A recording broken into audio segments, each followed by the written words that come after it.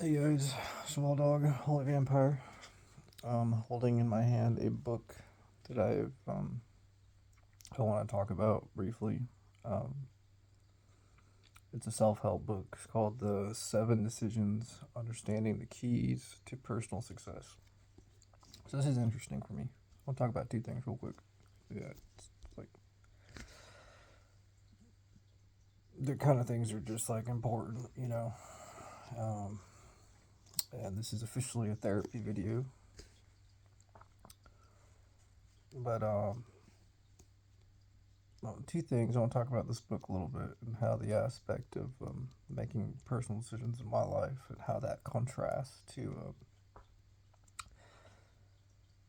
how that completely goes against everything that I basically believe in. Talk about that.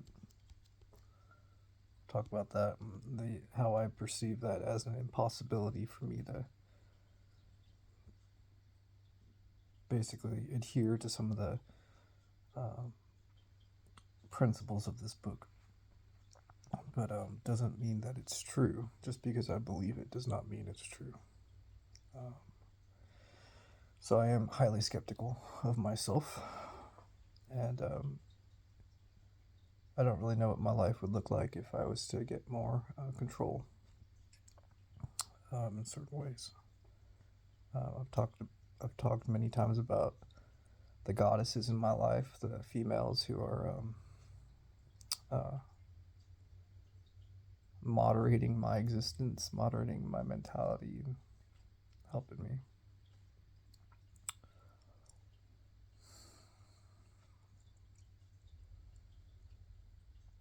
Um, the other thing I want to talk about is when a person says a statement or indirectly says a statement, and perhaps I'm just recalling it because it affects me. The statement is, um, more or less, I will wait for you. Take your time. Take as long as you need. I will wait. And how that ties into what this book that I'm beginning to read, and how that ties into being a vampire, how that ties into my skepticism and my unsurety of things. Also, my misunderstanding of what the phrase means to wait. Um, I know I'm bouncing around a lot, but this is all important to me. How I'm kind of road mapping the meaning of these things. One final thing. How saying "I will wait for you" or the purpose and meaning and the to me the consequential outcome, even if the outcome is an impossibility. Us getting together or being together. It correlates to how I think about life and death, and people who are experiencing life one day and the next day, life's completely different or is gone completely. And but still that mentality and then of waiting, hoping, and a finality where it's still a dream. So yeah, kind of a lot. So to the book.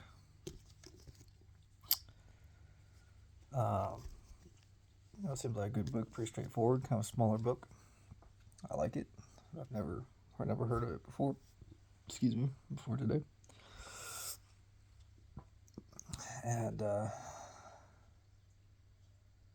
yeah, so clearly, supernatural, um, spiritual leader. Got a lot of uh, people connected to me spiritually. A lot of powerful I think they're powerful. A lot of powerful females and males, um, but a lot of females that are moderating a lot of my existence, and I'm grateful for that. Very, very, very grateful, but it's incredibly difficult and frustrating, um, as as you could probably suspect. Um, I am, I've got a lot of flaws, but also a lot of incorrect thinking, I should say. A lot of thinking that I do because I believe it's necessary, but it isn't. And, constantly going through development cycles, some things are no longer necessary anymore. So, this book is about taking control of my life.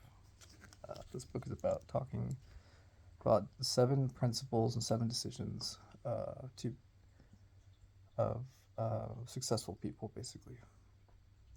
But the people who were successful, not so much financially, but uh, in like family life and like relationships and stuff like that. So, do I have the strong belief that no matter what I do, I'm still going to get moderated by people spiritually connected to me? Yes. Um, because I believe that, does that make it true? No. Um, because if I do not believe that, or should I say, I begin to not believe that and practice some of the methodology found in this book,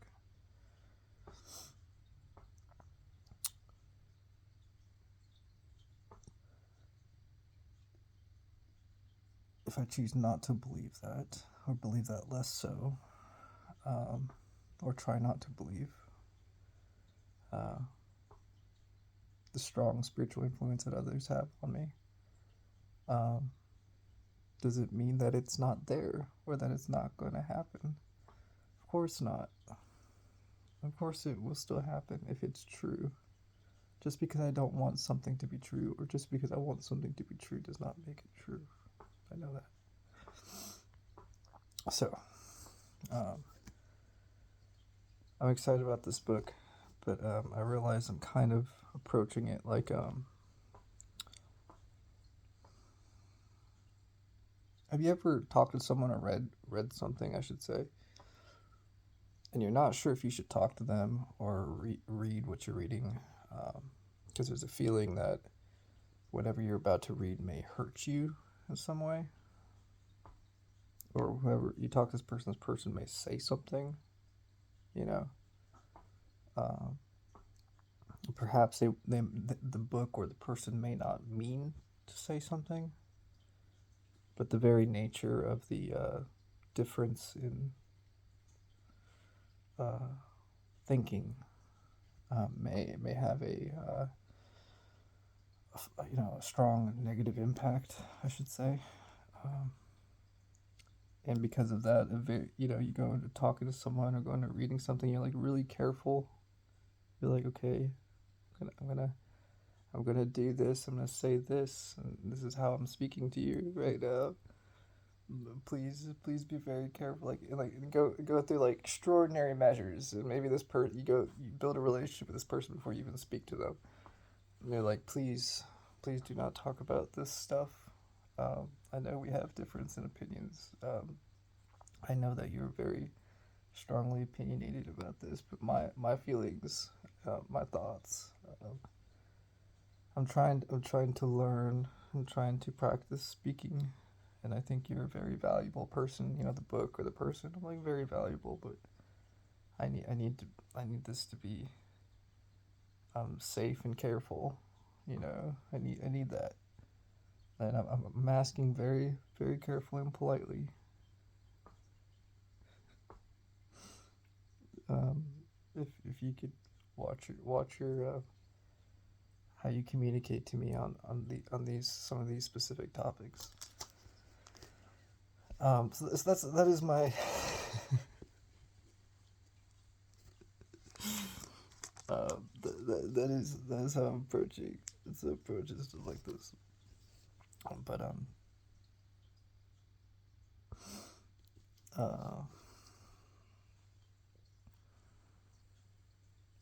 yeah, it's hard to paint a picture when you've got so many different um,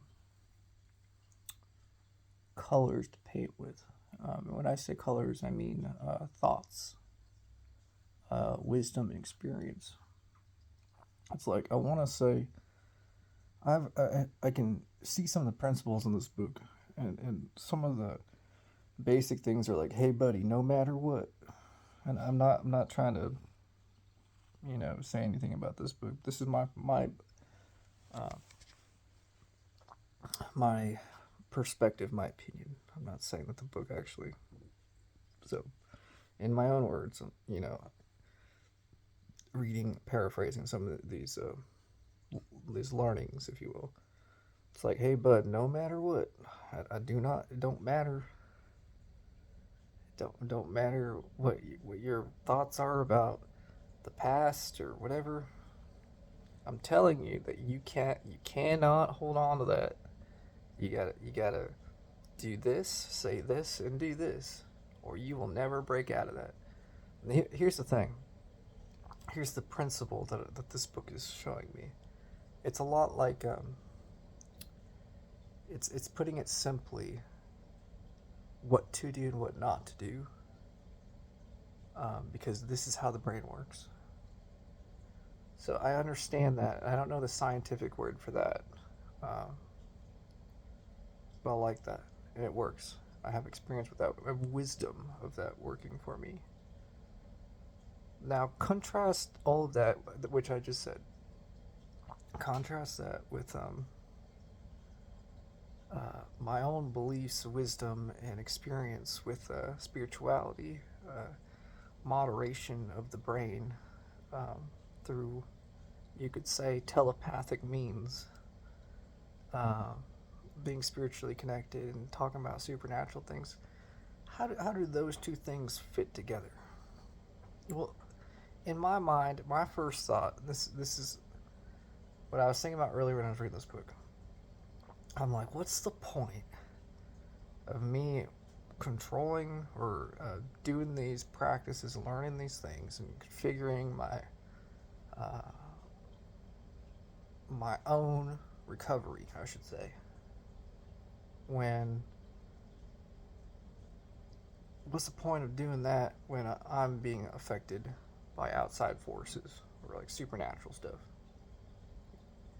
In my eyes, I'm like this is like, before I say a waste of time, I know it's not, and I'm interested because it's like, well, this is a curious. This has become an interesting situation, uh, because this book is all about me taking control over my own life, right? To be successful as some of these other successful people. Um, do I believe that I can, or should I say that I am meant to take control fully of my own life? No, I don't believe that.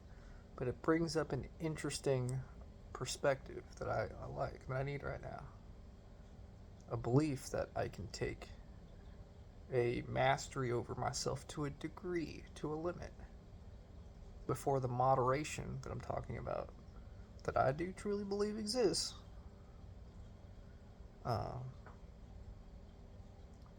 before that alters how I think. So, I know it's not exactly this, but it's kind of like a blending point of spirituality. Um, I'm not sure what kind of science it is, psychology, behavioral science, uh, that and spirituality. So I'm like, I don't know. It's like, just because one exists does not mean the other one cannot exist. I realize that. But the thing is that my brain don't like it. My brain doesn't like the fact that there's these two conflicting points of view, but they're obviously working and working together inside of me, and I can prove it to myself at least. And so I don't know. Like I feel happy and I feel kind of sad. I'm sad because of the realization of the problem, but I'm happy that the fact that there might be a better, just say a better life out there, specifically for me, and being able to take control over my own destiny to a degree. But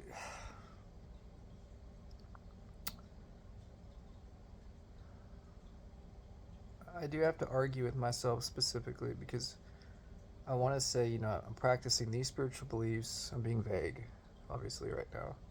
But like, have you ever like practiced spiritual beliefs, and it's like this has to be true, like 100%, and then you find yourself reading a book or doing something, and it takes away from that, and then you have to take a step back, and there's a frustration. You're like, well, I was thinking 100% about this spiritual topic because it allowed me to manifest or bring out that side of me or that part of my life. But I do realize now in retrospect, pulling back and having to read this other topic or learn about this or do this pattern or whatever, that in a sense is degrading what I was believing in, but it's like I still believe it, but I don't feel like I'm 100%. Or perhaps I can be, realizing the situation and the different variables about it, and then just getting into the mental exercise of saying, yes, this is 100%. This is 100% true to me. This is spiritual. And, but still be able to take a step back and say, okay, yes, 100% to that, and also learning about this. So it's like, so I know some people can do that. I know some people are gifted at being able to do that kind of thing mentally.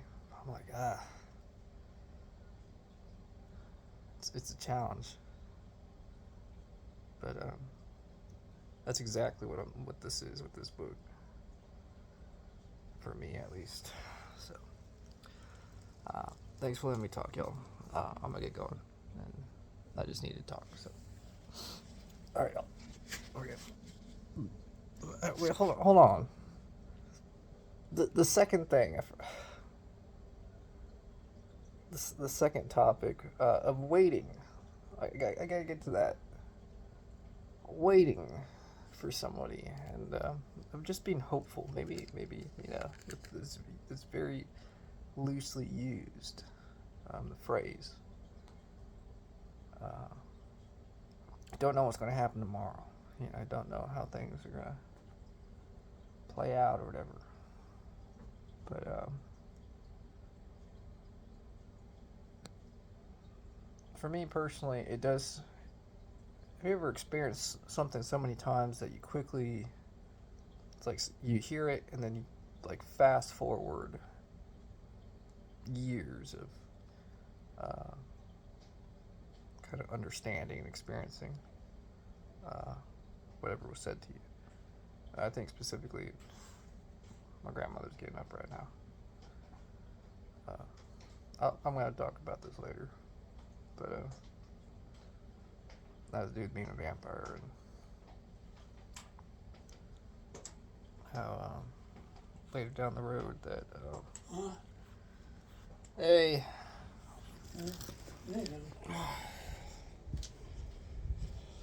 How that later down the road, I will have to, the frustration that's there as far as wanting to say that, that's not meant for me, that'll never be meant for me, and here's the excuse and here's the reason why, because I'm, supernatural or vampire. But the evolution of that necessary understanding, or should I say the needed exploration of myself and understanding of things, the wisdom needed to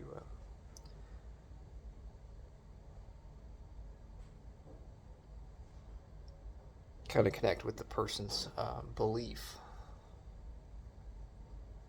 that waiting is worthwhile, to bridge that connection based off my own understanding and experience. There's a lot of hope there that's required for that bridging, and it does frustrate me to say that the job is in my hands, so to speak. The path is laid out before me if I choose to walk it, and it has this this topic about relationships in particular. In regards to being a vampire, it has been a very painful experience. But based off my spiritual teachings and my beliefs, the path is there. So I want to bridge that connection in that person's eyes, I should say. Yeah, sometimes certain things people say, and then their eyes or stays with you, and helps you be motivated. So, all right, make it go. Talk to you later. Bye.